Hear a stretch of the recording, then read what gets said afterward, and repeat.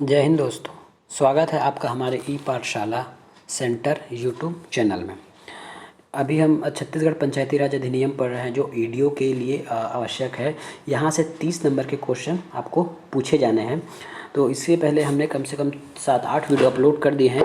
यदि आपने पूर्व के वीडियो नहीं देखे हैं तो यदि आप इच्छुक हैं ईडीओ एग्ज़ाम दिलाने की और छत्तीसगढ़ पंचायत अधिनियम पढ़ने के लिए, तो मैं शॉर्ट में पूरा धारावाहिक पढ़ा रहा हूँ। यदि आप चाहें तो इस वीडियो का अवलोकन कर सकते हैं। इससे पहले हमने ग्राम पंचायत की गठन, उसके पंच सरपंच को कैसे वापस बुलाते हैं, कैसे उसके अविश्वास प्रस्ताव होता है, ये सब देख लिए हैं।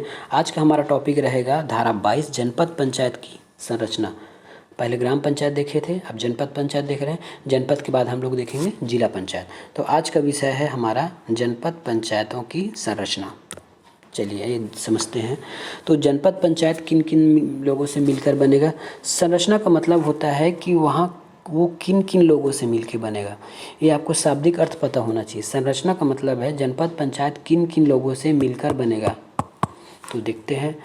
तो पहला है आपका निर्वाचित सदस्य, जो आपके क्षेत्रों से चुनकर आते हैं। सदस्य, अध्यक्ष और उपाध्यक्ष। वैसे हमको सभी को सदस्य बोलते हैं क्योंकि सदस्य इसमें अध्यक्ष और उपाध्यक्ष अलग से चुनाव प्रत्यक्ष नहीं होता, इसलिए मैं सभी को बोल दिया हूँ निर्वाचित सदस्य। इसके बाद इन्हीं में से एक को सरपंच, एक को अध्यक्ष चुनेंगे, एक को उपाध्यक्ष चुन लेंगे। अब निःशक्त प्रतिनिधि नहीं होने पर राज्य शासन द्वारा 2 निःशक्त की नियुक्ति, एक महिला एक पुरुष होगी। यदि आपके सदस्यों में जो चुनकर आने वाले में से एक भी निःशक्त नहीं है ना, ये 2 निःशक्त नहीं है, तो आपके राज्य शासन के द्वारा 2 निःशक्त व्यक्तियों की नियुक्ति की जाती है। उसमें से एक महिला होगा, एक पुरुष होगा, 1 वर्ष के लिए। हो सकता है 1-1 वर्ष के लिए करते होंगे, तो ये 1 वर्ष के लिए लिखा है क्योंकि जो अब अपडेट आया है 2019 में, उसने इतना साफ नहीं हुआ है कि प्रतिवर्ष करना है कि क्या करना है, बस इतना लिखा है कि 1 वर्ष है। तो ठीक है। अब विधानसभा के सदस्य का निर्वाचन। अब ये तो हो गया सदस्य। देखिए ये आपका जनपद पंचायत है, ये जनपद पंचायत। पहले तो जो निर्वाचित सदस्य हैं वो लोग रहेंगे। दूसरे बात उसमें जो निःशक्त व्यक्ति हैं जो शासन के द्वारा चुने गए हैं वो लोग रहेंगे। उसके बाद विधानसभा के सदस्य, जिनका निर्वाचन क्षेत्र विकास खंड, उस खंड की पूर्णतः अंशतः आता है, परंतु नगरीय नहीं होना चाहिए। जैसे विधानसभा का कोई विधायक हो गया, विधायक जैसे उस ब्लॉक के क्षेत्र से आता है, उस ब्लॉक में जो विधानसभा क्षेत्र है उस क्षेत्र में उस विधायक का नाम आता है, निर्वाचन क्षेत्र आता है। उनकी हम मतदाता सूची का नाम नहीं बोल रहे हैं, उनका निर्वाचन क्षेत्र यदि उस जनपद में आता है ना, पूर्णतः या अंशतः, जैसे इनका ये क्षेत्र हो गया विधानसभा क्षेत्र, ये पूर्णतः आए या अंशतः आए, इस विधानसभा का, इस जनपद का वो सदस्य माना जाएगा। लेकिन यदि पूर्णतः वो नगरीय क्षेत्र में आता है, जैसे ये तो आधा है, यदि वो पूर्णतः नगरीय क्षेत्र में आ रहा है, जैसे इसी के अंदर यदि वो पूर्ण नगरीय क्षेत्र बन जाता है, तो होता है जैसे आप बड़े बड़े सिटी दुर्ग बिलासपुर जाओ तो वहाँ का एक बड़ा एरिया जो पूरे नगरीय क्षेत्र है वो पूरे आपके नगर निगम के अंतर्गत आते हैं। इतना बड़ा क्षेत्र होता है बड़े बड़े शहरों का, तो ऐसी स्थिति में वो नहीं आएगा। फिर से आपको वही ग्राफिकल के माध्यम से समझ लीजिए। ये आपका जनपद है ना। अभी जनपद के अंदर इतना आपका नगरीय क्षेत्र है, जैसे ये नगर निगम है आपका, है ना। बाकी आपका ये ग्राम पंचायत एरिया है। तो एक विधानसभा ये है जो बाकी तो किसी या तो नगर में भी आ सकता है या किसी अन्य जिले या जनपद में भी आ सकता है, और एक कुछ आपके गांव, आपके जनपद के गांव में आ रहा है, तो ये यहाँ के प्रतिनिधि माने जाएंगे। ये पूर्णतः आपके जनपद के अंतर्गत आ रहा है, लेकिन इनकी निर्वाचन क्षेत्र पूर्णतः क्या चीज़ है, नगरी है, पूर्णतः नगरी है, इसलिए ये नहीं आ पाएगा।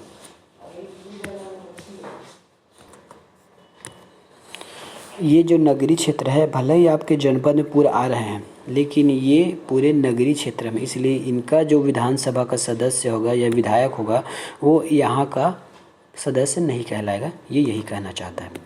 आगे देखते हैं। जनपद के कुल सरपंचों का 25%, जनपद के कुल सरपंचों का 25% प्रतिवर्ष चक्रानुक्रम में वहाँ के सदस्य कहलाएंगे। जैसे आपके जनपद में जैसे 100 सरपंच है तो प्रतिवर्ष 1/20 है ना, प्रतिवर्ष 1/20 है वो आपके यहाँ सरपंच का पद सरपंच का सदस्य का पद धारण करेंगे। 20-25-100 तो प्रतिवर्ष 5 सरपंच उस जनपद का सदस्य माना जाएगा। लेकिन यदि इस 5 में से यदि कोई सरपंच आपके जनपद के स्थायी समिति का कोई सदस्य कहलाता है यदि कोई सरपंच आपकी स्थायी समिति से संबंधित रखता है तो वो इस चक्रानुक्रम में इस 100 में गिनती नहीं आएंगे। और ये जो 100 है वो प्रत्येक वर्ष अलग अलग होंगे। 5 इस साल के सरपंच रहेंगे, 5 कोई और साल आ जाएंगे, 5 कोई और साल, पर किसी का भी नाम रिपीट नहीं होगा। अगली देखते हैं, नेक्स्ट है, उसके बाद है कोई क्षेत्र से निर्वाचन नहीं होता तो कार्यवाही नहीं रुकेगी, 6 माह में चुनाव कर लिया जाएगा। तो हमने देख लिया कि की पंचायत की संरचना कैसी होती है। आपकी जनपद पंचायत की तो होते हैं निर्वाचन सदस्य और निःशक्त विधायक और आज के सरपंच 20% आपके जनपद का। तो इससे मिलकर आपके जनपद पंचायत बनते हैं। यदि इनमें से किसी यहाँ से जो निर्वाचित क्षेत्र हैं वहाँ से किसी एक का चुनाव नहीं हो पाता तो उसके लिए कोई दिक्कत नहीं होगा, आने वाले 6 महीनों में इसका चुनाव कर लिया जाएगा। अब देखते हैं खंड का निर्वाचन विभाजन।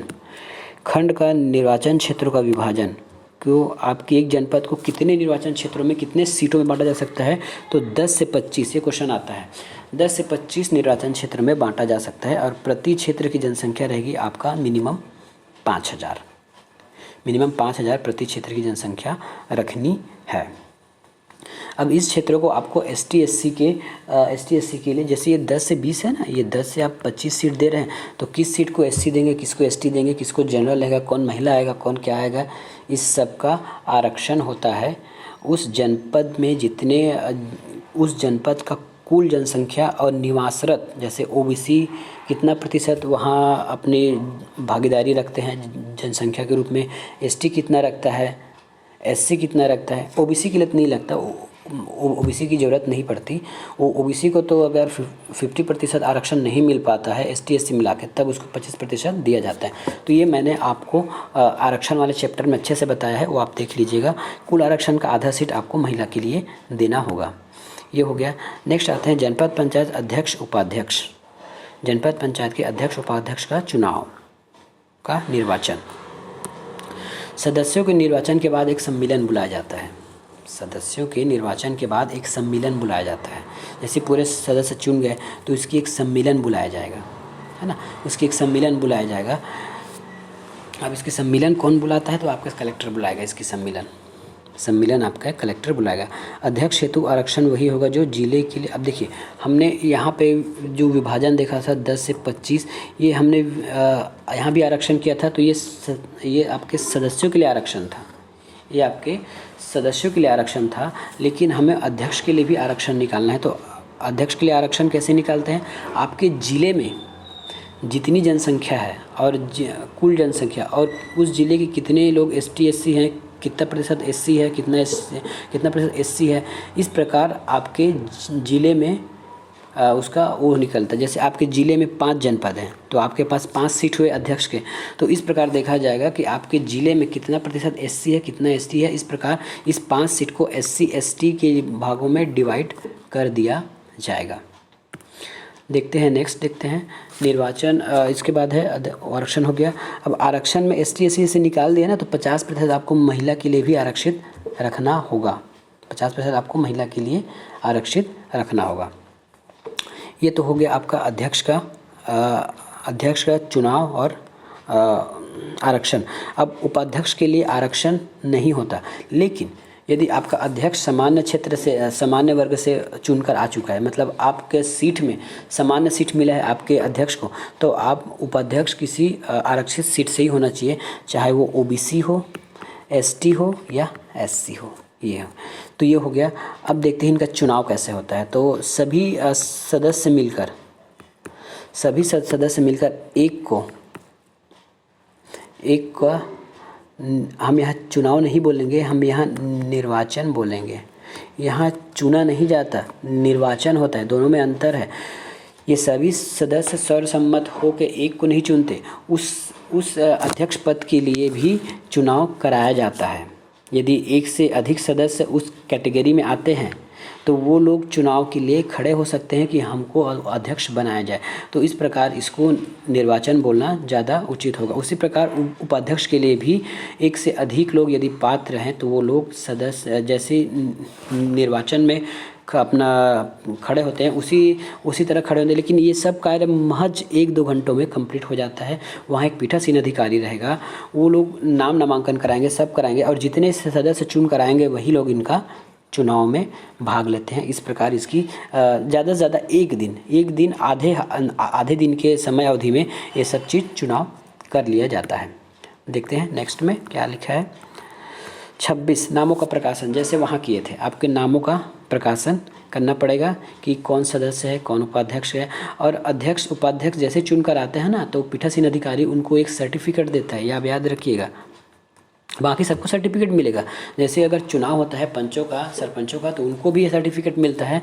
और यहाँ भी आपके अध्यक्ष उपाध्यक्ष को एक सर्टिफिकेट मिलता है कि आप इस पद के लिए खड़े थे, आप इतने वोट से आप जीत गए हैं, आप इस दिनांक से उपाध्यक्ष कहलाएंगे, ऐसा टाइप का। तो ये हो गया ये। अब इसके बाद हम देखते हैं प्रथम सम्मेलन।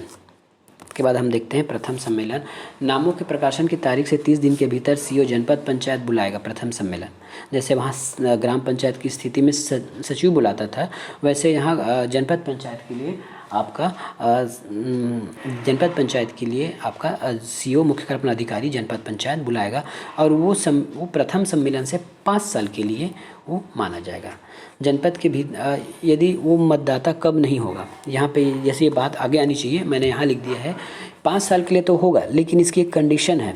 एक क्वेश्चन आया है कई बार, यदि इसमें लिखा गया है कि जनपद जैसे प्रथम सम्मेलन होता है तो कोई सदस्य, उपाध्यक्ष, अध्यक्ष वो 5 साल के लिए उनका पद रहेगा, उनको पदधारी माना जाएगा।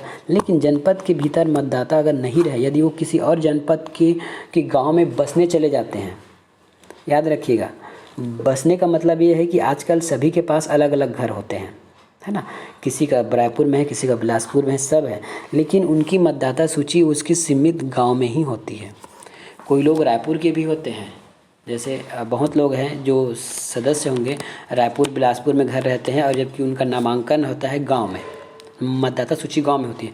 तो उस केस में उसको आप नहीं हटा सकते कि आप रायपुर में या बिलासपुर में रहते हैं तो आपको पद से हटा दिया जाएगा। बस उसका मतदाता सूची यदि उस ग्राम पंचायत से कट जाए, यदि या उस जनपद के भीतर से कट जाए, जैसे आपके जनपद में कितनी आती है भाई, देखिए आपकी 100 ग्राम पंचायतें आती है। इस 100 मान लिया इस ग्राम पंचायत से काट कर आप इस ग्राम पंचायत में रख लेते हैं, तब की स्थिति में आपकी सदस्यता ख़त्म नहीं होगी। लेकिन आप जनपद के बाहर चले जाएंगे तब आपकी सदस्यता ख़त्म हो जाएगी। भले ही आप उसी ज़िले में रहें, लेकिन जनपद के बाहर चले गए तो आपकी सदस्यता ख़त्म हो जाएगी। इस वीडियो में इतना ही, मिलेंगे नेक्स्ट वीडियो में। नीचे डिसलाइक का बटन दिया हुआ है यदि आपको पसंद ना आया हो तो। धन्यवाद।